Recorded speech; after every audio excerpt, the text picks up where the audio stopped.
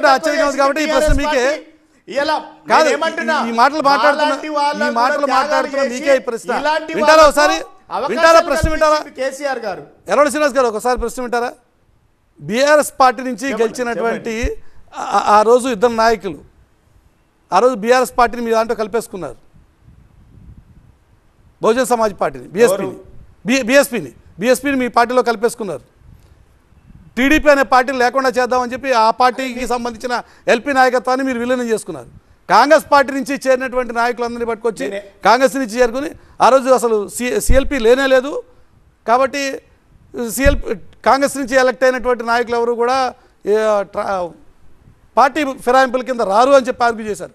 అలాంటి మీరు ఈ రోజున కొంతమంది నాయకులు పోగానే ఇంతగా ఎందుకు గరం అవుతున్నారు? మీరు చేసిన పనే కదా ఇది కూడా. గరమేం అవ్వట్లేదు అననే, మేము గరమేం అవ్వట్లేదు.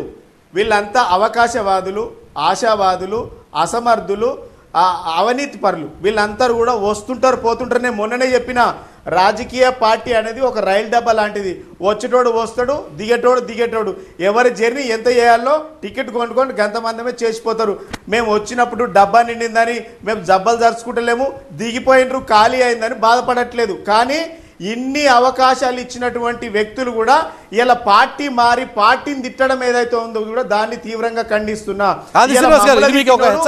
నిన్ను కూడా తిడతాడని సలహా ఇస్తున్నా.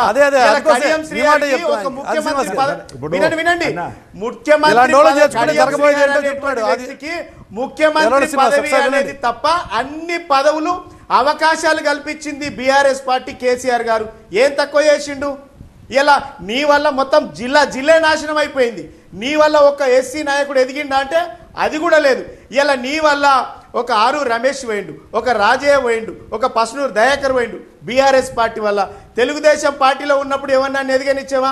ఎవరిని ఎదగనియలే. కాంగ్రెస్ పార్టీలో ఉన్నటువంటి నాయకులను కూడా ఎదగనియలే. ఏది ఇందిరా, దొంబైటి సామయ్య, జన్ను జకరియా, పరంజ్యోతి, పరిమళ రామకృష్ణ, పులి అనిల్, రామగల్ల పరమేశ్వర్, ఇంతమందిని దొక్కేసిండు. ఇలా ఏం సాధిస్తాం?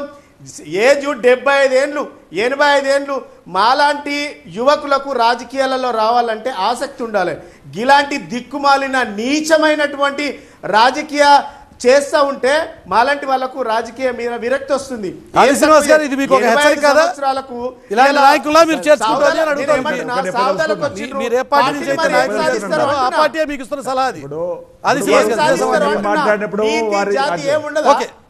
ఎవడన్నా పదవి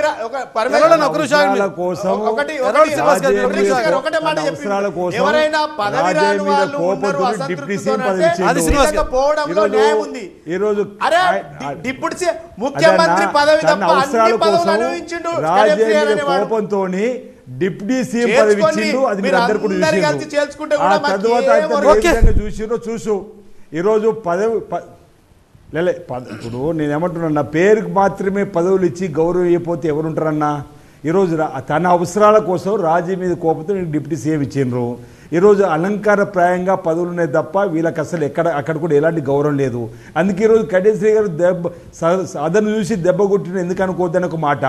రెండోది కేటీఆర్ గారు దాని నాగేంద్రతో బీజేపీతోని ఆది శ్రీనివాస్ గారు ఇది అదను చూసి దెబ్బ కొట్టారని, పార్టీ మారిన ఆది శ్రీనివాస్ గారు మీరు అనుకుంటున్నారు